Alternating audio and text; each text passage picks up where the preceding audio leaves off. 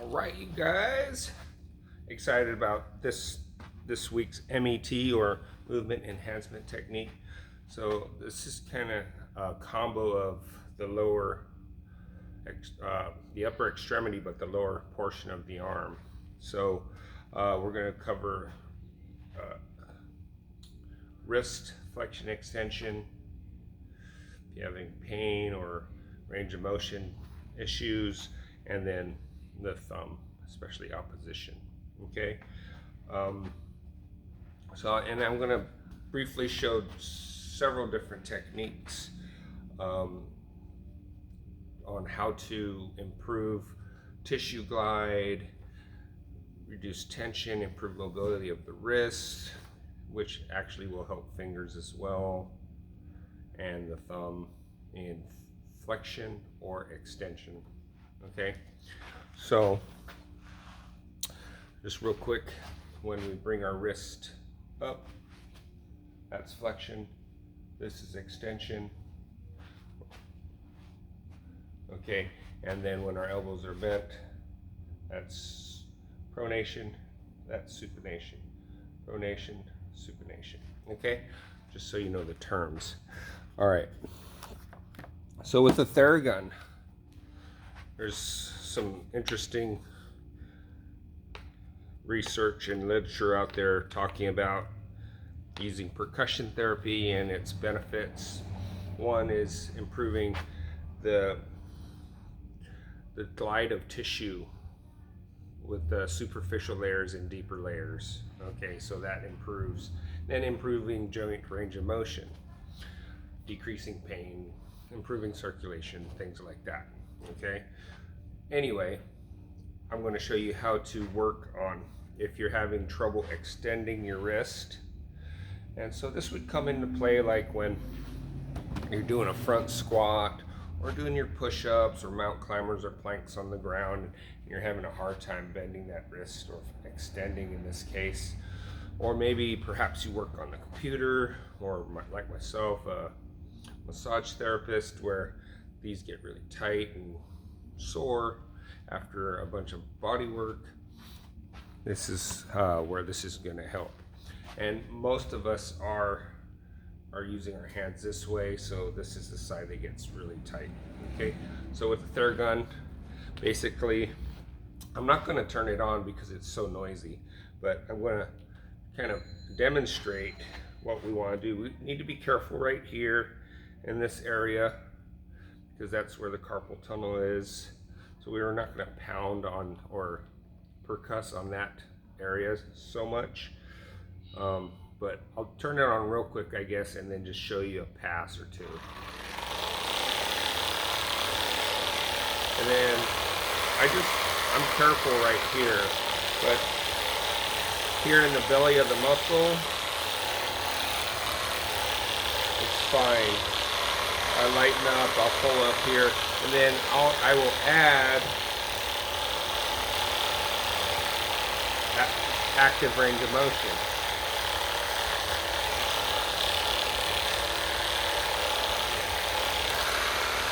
Okay, so that's that part. If I'm going to work on this portion of the thumb, this is called the thenar eminence. I'll pull back the gun and just gently work on it. Again, I don't want to get too crazy on the carpal tunnel area there. I will do it with my hands, but not the gun.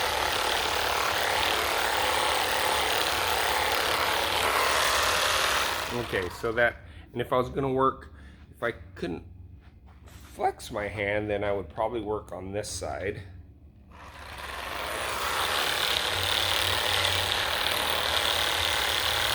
There's static, and then there's active range of motion.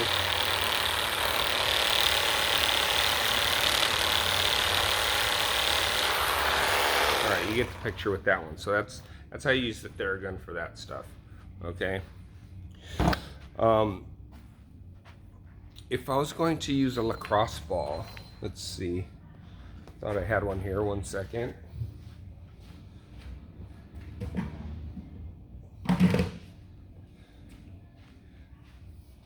Okay, so this one's a really good one because it's really tacky and sticky. And I like that because what I can do here is I can, when we, as a massage therapist, when I want to do my fascial work and shear tissue, meaning I'm going to glide the tissue, I'm going to, oh, you can see that. Yeah, see the tissue glide.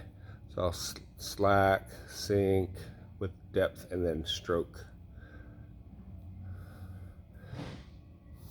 So we want to move tissue like that. And rather than using your fingers and out of position where they can get tired, I just like to take the ball and I'm just going to grab it like so and glide the tissue. And the direction of, you can go in the direction of the muscle fiber, obviously that's a good thing, but you can go across the fiber. So in this case it'd be left to right or lateral to medial. But I just glide those tissue, that tight tissue, and you can get into the thumb, work the thumb, work the top of the arm. You can see the tissue moving. So starting at the elbow, working my way back towards the wrist. Okay, so that's how you do it with the ball, and that's probably the best way to do it, especially if you're doing a self-myofascial release. Okay, and then obviously you can do what we call vaulted fingers, and I'm just moving tissue. So there's specific techniques where we pull the tissue, sink to depth, and then stroke.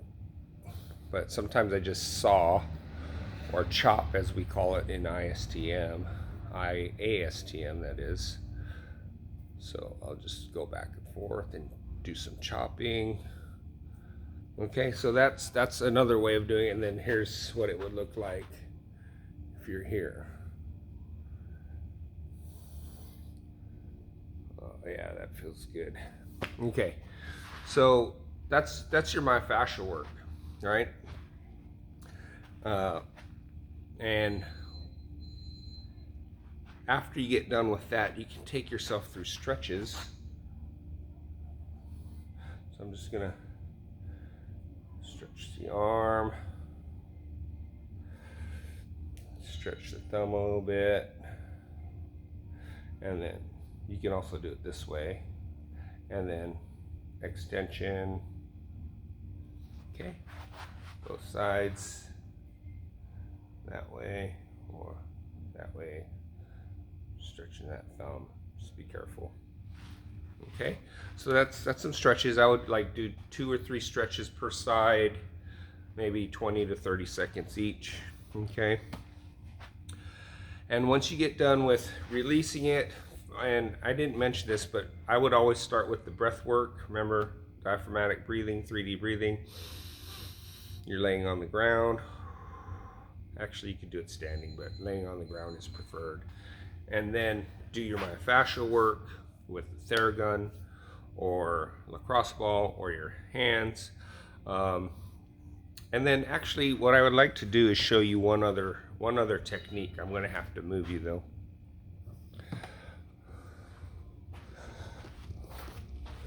So you can see my table here.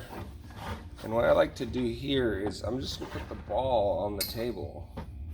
And then my hand is resting on the ball. This hand will support, and then I can roll it out, which actually feels really nice too. Don't just do this. You don't want to hurt the shoulder. Use a support and use both hands. And then you can also do active range of motion here.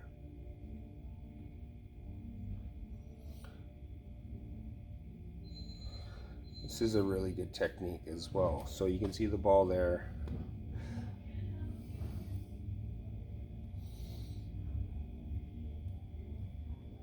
yeah, I really need this. And then it's a little bit harder to do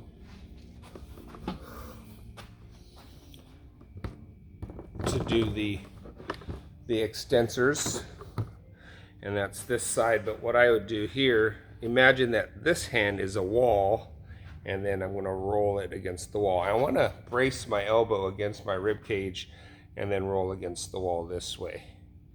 This hand represents the wall. And then if you're at a spot where you can move your hand like that, you can do active range of motion while having pressure on the muscle. And that's called an internal glide of tissue. You're moving the tissue under the pressure, whereas when I do this, that's an external gliding of the tissue. Cool. All right.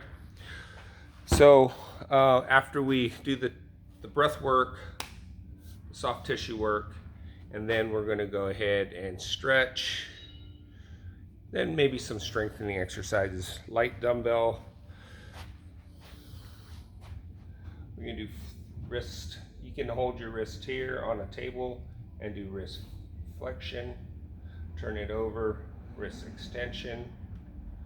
Okay, do a couple sets of 10, and then I'm going to hold one side of the dumbbell, keep my elbow bent, and then work. This is called pronation, supination. So there's supination, that's pronation, and this is acting as a small lever weight, working that. And then finally we're going to do radial deviation, which is this, and then ulnar deviation is the back. So those are your wrist exercises. And then for hands, I would take a rubber band like from broccoli, a broccoli bundle, and do some finger extension exercises. Probably don't need to do squeezing the ball. You could squeeze a softball, but we do a lot of that anyway. So I would focus more on extension of the fingers, extension of the wrist. Those would probably be the two strengthening exercises I would do the most, because we do a lot of work here. We're always grabbing things, working on the computer, doing the thumb stuff with the phone. So we get a lot of flexion. Okay, so that is your MET, breath work, myofascial work, stretch, strengthening stuff. Good luck with this, you guys. Some good stuff. Try it out. Have a good day.